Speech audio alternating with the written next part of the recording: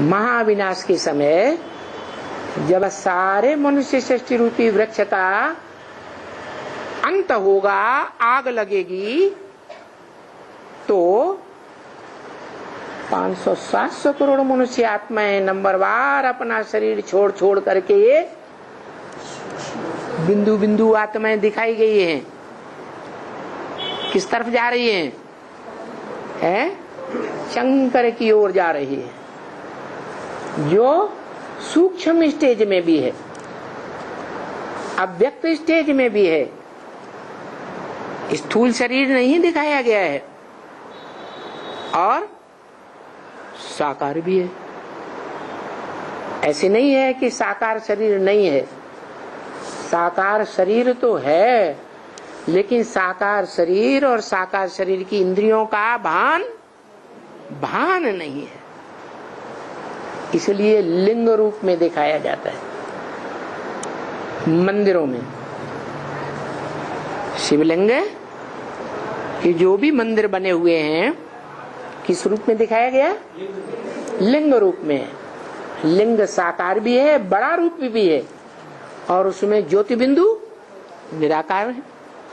तो निराकार आत्मा और साकार शरीर दोनों का मेल है, परंतु वो साकार शरीर इंद्रियों की याद में नहीं है, इंद्रियों की याद से परे है, देहभान से परे है।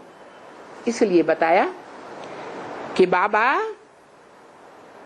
फिर हमको यहाँ बैठ करके सूर्यवंशी और चंद्रवंशी बनाया। क्या?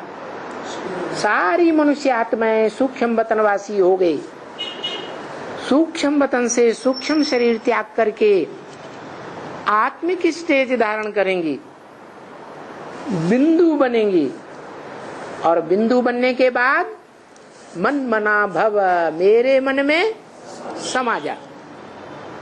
तो उस मन में ज्योति बिंदु है, उस ज्योति बिंदु में समा जाएंगे। नहीं तो क्या होता है, हर मनुष्य आत्मा के अंदर अलग अलग संकल्प हैं, एक ही संकल्प है, अलग अलग संकल्प, अलग अलग वाइब्रेशन है।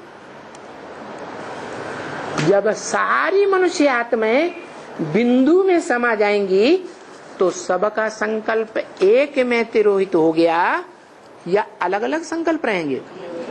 है एक में तिरोहित हो गया, तो वो एक ही है जिसमें महाविनाश के समय सारी जड़ जंगम दुनिया, जड़ पृथ्वी जलवायु अग्नि जिनसे शरीर बनता है, और जंगम माना चैतन्य आत्माएं, पशु पक्षी प्राणी सबकी आत्माएं भी, और 5 तत्वों का शरीर भी उस एक ज्योति बिंदु में समा जाएगा। क्या? एक में ही समा जाएंगे और एक में से ही वापस फिर नई सृष्टि में आएंगे।